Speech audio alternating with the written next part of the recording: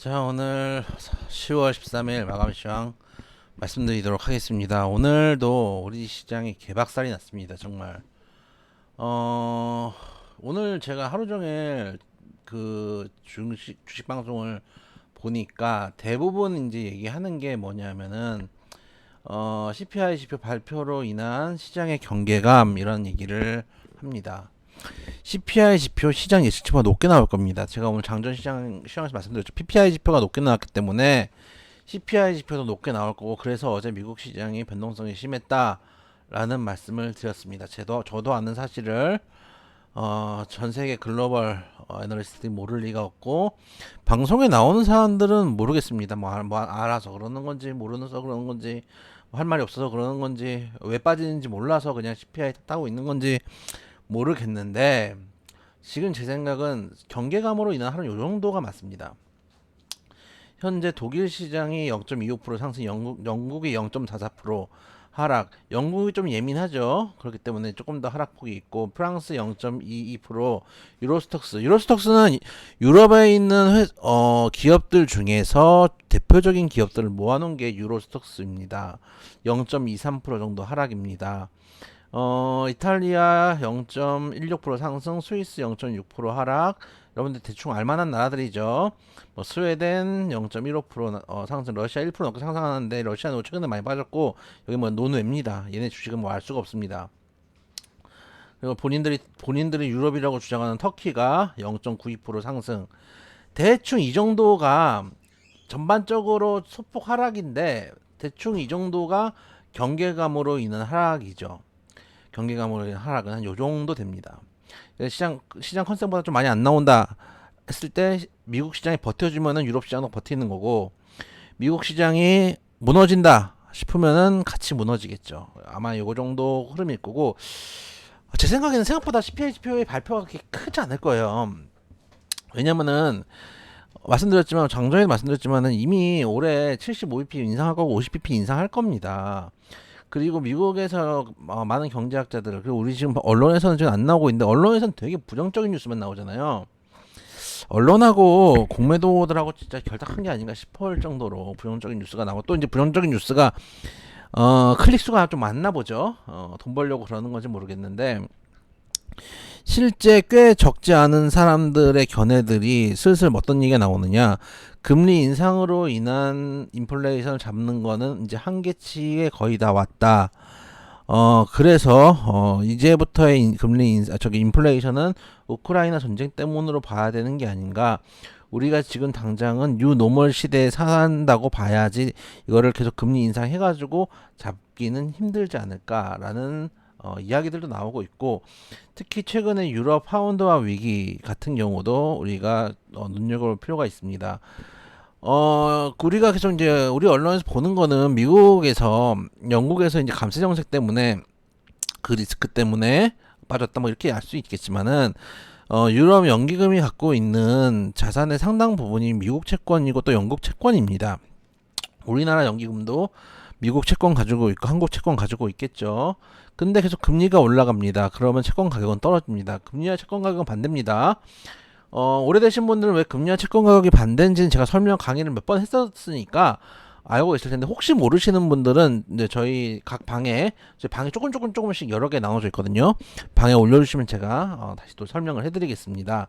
지금 오늘 할 얘기가 많기 때문에 짧게 하겠습니다. 그래서 올려주시면 되고, 일단 그래서 이제 계속 채권 가격이 떨어지면은, 영국 같은 경우도 갖고 있는 담보 비율이 줄어들 거 아니에요. 그래서 우리 연기금이라 생각할게요. 쉽게 얘기하면 우리 연기금에서 돈을, 이제 채권을 가지고 있는 국채를 가지고 있어요. 한국채 국채를 가지고, 국채를 한 100억 원치 가지고 있어요. 그걸 가지고 예를 들면은 은행에서 돈을 빌립니다. 은행에서 저리로 돈을 빌려서 이자를, 그러면 이제 은행 입장에서는 제가 가장 안전한 고객이 대규모의 돈을 빌리니까 거의 무위험 수익이죠. 2%가 됐든 3%가 됐든 어쨌든 간 수익을 올릴 수 있고, 둘째는 연기금은 그걸 가지고 예를 들어서 돈을 빌려가지고 다른데 뭐 주식을 투자한다든지 채권을 또 산다든지 하는 또 다른 무위험 수익을 얻을 수 있겠죠. 그렇게 돌아가는 겁니다. 그래서 이제 연기금이 100억이 있는 줄 알고 돈을 빌렸는데 채권 가격이 계속 하락합니다. 그러면 담보가 부족하죠. 그러면은 은행에서 또는 펀드를 팔았던 증권사나 고객들에게서 다시 담보를 보충하다 해달라는 얘기를 합니다. 여러분 아파트 살 때는 똑같습니다. 부동산 담보대출 받았는데 아파트 가격이 떨어지면 추가 담보 제공해야죠.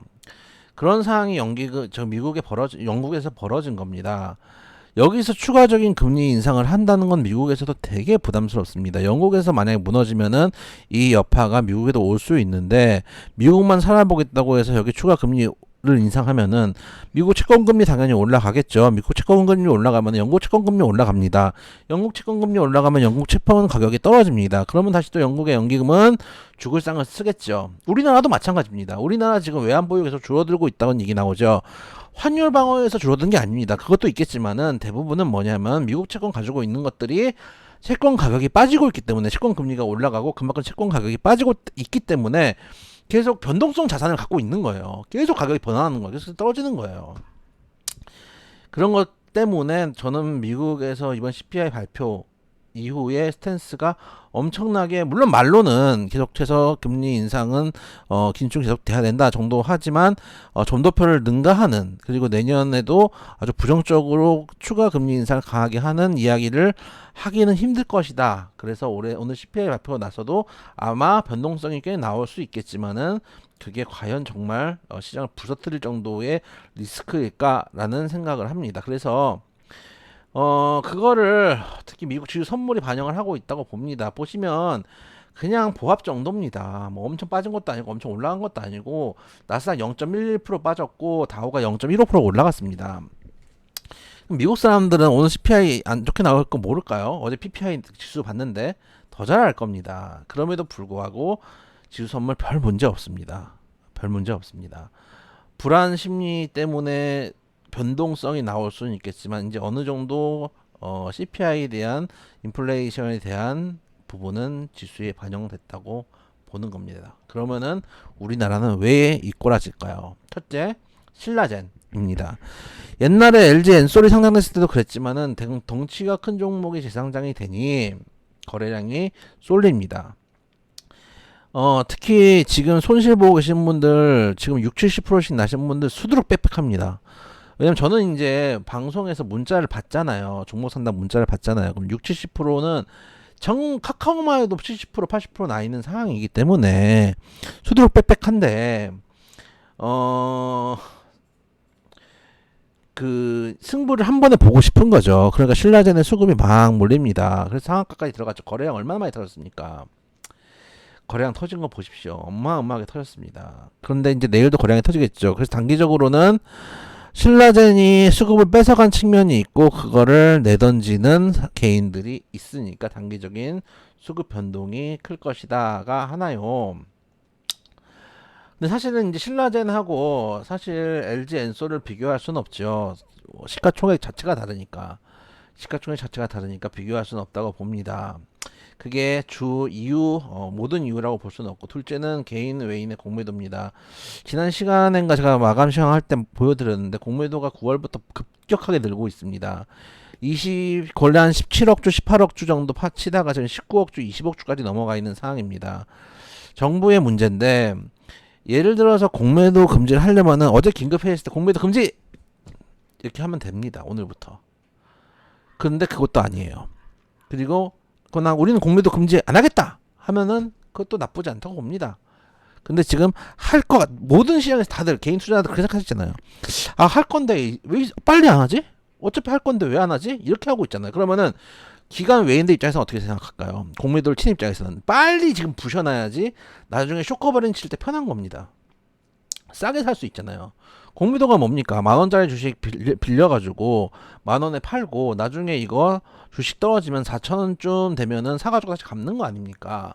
5,000원 돼서 갚는 거 아닙니까? 그러려면은 임의적으로 주식을 부실 수도 있겠죠. 그게 문제가 되고 있다고 보고 있습니다. 그래서 공매도 정부의 아니란 태도 때문에 계속 공매도가 세게 나오고 있습니다. 그런 측면 하나. 그리고 신용 세 번째. 어제도 지수가 소폭 상승했는데 오늘 장 전에 반대 매매가 나오더라고요. 그거 보고 이제 진짜 반대 매매가 엄청 나오겠구나. 내일 엄청 나올 겁니다. 정말 어마어마하게 나올 겁니다. 반면에 이제 살짝 제 투자자의 감으로는 이제 반대 매매도 거의 클라이막스에 온 게 아닌가라는 생각도 사실 한편은 있습니다. 왜 그러냐? 결국은 뭐냐면은 신라젠을 제외하고는 공매도 얘기랑 반대매매 얘기는 결국 개미들이 죽어야지 올라온다는 얘기입니다. 근데 올라온다는 얘기잖아요. 우리는 죽는다에 방점을 두면 안 되고 올라온다에 방점을 둬야 됩니다. 보시면 오늘 특히 내일부터는 좀 달라질 것 같은데라고 또 혹은 당장은 아니더라도 변동이 있다라고 느낀 게 코스닥입니다. 보시면 코스닥 분봉 차트 한번 볼까요? 코스닥 분봉 차트는 코스피구네요. 코스닥 분봉 차트는 꾸준하게 내려갑니다. 꾸준하게. 개인들은 삽니다. 여기까지는 삽니다. 삽니다. 장 막판 여기가 시간이 2시쯤 됐습니다. 2시쯤 되니까 여기가 2시가 지금 여기가 2시 8분으로 돼 있으니까 한 요 정도겠죠. 2시쯤 되니까 갑자기 팝니다. 팔고 나니까 엄청나게 팔았어. 근데 이만큼 사고 이만큼 파는 거 담았으면은 정말 지금 오늘 일중에 판 거를 그대로 내놓고 누군가 이걸 그대로 가져왔다는 얘기 아닙니까? 그러면은 차트상으로는 역시 이렇게 됐어야 되겠죠. 근데 외인 기관이 호구도 아니고 비싸게 받아줄 리가 없겠죠. 그냥 가만히만 대놔도 던지는데 왜? 내일 반대 매매 안 당하려고 미리 물량을 추려하고 있습니다. 특히 마지막에 이 구간을 볼 필요가 있습니다. 이 구간이 뭔가 동시호가에서 던진 건데 오늘 선물 옵션 동시 만기일입니다. 통상은 막판에 던지는 거는 외인 기관들이 던지는 경우들이 많이 있습니다. 보시면 외인 조금 샀죠. 기관 중에서도 보시면 금투 요만큼 샀죠. 이거 기관 전체거든요. 보면은 여기 딴 것도 한번 띄워볼까요? 플로팅을 딴 걸 띄워보면 연기금도 있네. 연기금이 보라색 선인데 잘 안 보이네요. 다들 여기 밑에 보험도 있고 그 다음에 투신 한번 체크해볼까? 투신도 여기 있네요. 노란색 선에서 투신이 요만큼 또 사고 투신 뭐 금투 이런 데서 조금씩 다 받은 거예요. 그러니까 어떤 한 주체가 대놓고 끌어올리겠다라고 해서 받은 게 아니고 전반적으로 받은 거예요. 그 얘기는 뭐냐면 전반적으로 누가 던졌기 때문에 받았겠죠.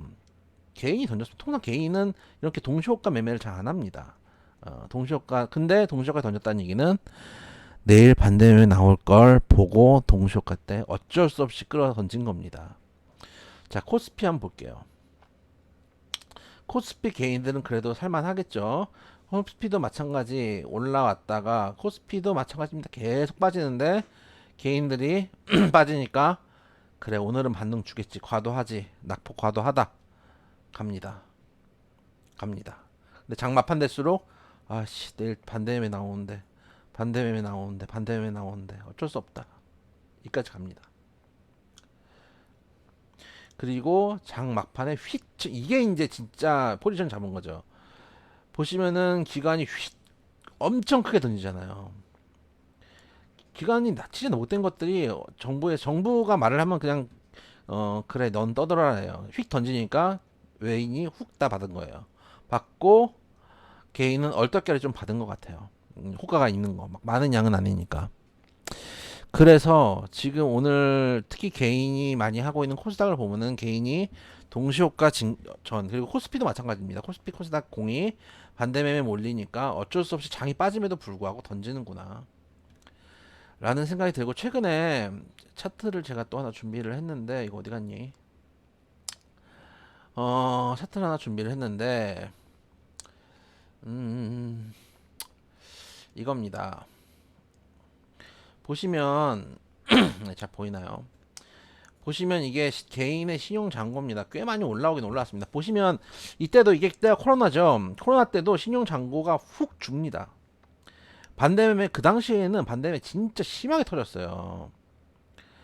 훅 줄어요. 훅.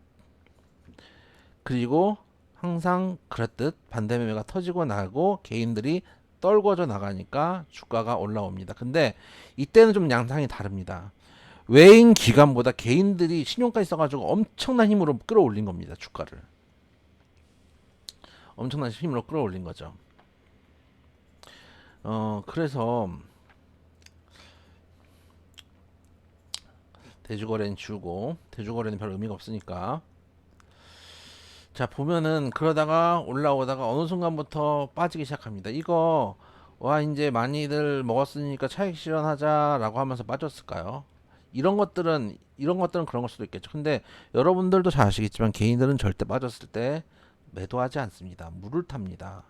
근데도 불구하고 계속 시중 정보가, 특히 보시면 그 최근에 장안 좋을 때 훅훅 빠져 내려가요. 여기도 보시면은 9월 말 10월 초입니다. 훅 하고 내려가요. 어느 정도냐면은 지금 19조에서 지금 16조 정도 되거든요. 그 3조치가 빠져나간 거예요. 여기서만 많이 빠져나간 거죠. 개인들이 죽고 있다. 그리고 죽인 다음에 어떻게 할까요? 쇼커버링 들어와야죠. 공매도 친 거 언젠간 갚아야 되는데. 그래서 오늘 하락은 일단 글로벌한 리스크보다는 우리 시장 문제다라는 거. 글로벌 리스크가 그래서 오늘 어떻게 보면은 장 막판에 코스닥 그 개인이 매도가 나오는 걸 보고, 야 오늘 만약에 미국 시장 멀쩡하면은 내일 급반등할 수도 있겠구나라는 생각도 조금은 해봤어요. 왜냐면 꽤 털렸거든요. 이제 꽤 털렸고, 일별 투자 동향을 보시면 코스피에 외인들이 계속 들어오고 있어요. 요즘 같은 환율에 계속 들어오고 있습니다. 개인들은 전혀 정신 못 차리고 있고, 지금 이런 개인 들어온 게 들어왔다고 보면 안 돼요. 기존에 있는 개인들은 나가고 신규 개인들이 지금 들어오고 있는 거라고 보셔야 됩니다. 그렇게 보셔야 됩니다. 그러고 있는 상황입니다. 그래서 오늘 CPI 지표 때문에 미국 시장이 무너지지 않는다면은 급반등도 가능하지 않을까. 어느 정도까지 일단 지금 하락 추세라고 일단 인정하고 여기서 반등을 주면 일단 2400까지는 충분히 너끈하게 올라올 거거든요. 여기서 하락 상단을 맞고 다시 또 하락 추세로 들어갈지, 이걸 뚫고 올라올지는 두고 봐야 될 겁니다. 뚫고 올라올 가능성도 배제할 수 없다고 봅니다. 저는. 왜냐, 점도표상, 미국의 점도표상 지금 올해만 해도 지금 금리를 엄청 끌어올죠. 계속 자이언트 스텝 지금 2번 했나 3번 했나 그냥 계속 자이언트 스텝을 하고 있잖아요. 근데 내년에는 금리 인상 속도를 줄이고 내후년에는 그 금리를 내린다고 하잖아요. 지금 점도표에 나와 있는 계획상으로는. 그게 주식에서는 항상 6개월 이상 선반영을 합니다. 우리 주식이 먼저 빠진 것도 그 금리 인상 전에 먼저 빠진 것도 선반영이기 때문입니다. 우리 증시는 왜 이렇게 빠졌냐? 우리 증시는 왜 6월 달부터 빠졌냐? 미국은 12월 달부터 빠졌는데 우리가 미국보다 금리 인상을 조금 더 빨리 했습니다. 그렇기 때문에 우리가 좀 더 먼저 빠졌습니다. 그러면 반대로 얘기하면 지금 우리가 미국보다 덜 빠져야 됩니다. 먼저 빠졌으니까. 근데 아까 말씀드렸던 정부 얘기 또 해야 되겠죠. 이런 이유 저런 이유 때문에. 그리고 정말 이제 개인 투자들 싹을 밟아버리겠다는, 지독하니 개인 투자들의 싹을 밟아버리겠다는 외인들의 강한 의지와 함께 빠지고 있다고 보고 있습니다. 그래서 오늘 잘 지나면, 제 생각에는 오늘 미국 시장만 잘 지나면은 급반등도 좀 가능하지 않을까. 개인들이 이제 또 내일 또 반대 매매 터지고, 그 반대 매매를 기관 외인이 받아가는지가 가장 중요합니다. 얼마나 터져 나오는지. 터질 겁니다. 무조건 터집니다. 그거를 누가 받아가는지 상당히 중요할 거다. 어렵지만 중요한 거는 털리고 나면 올라갑니다.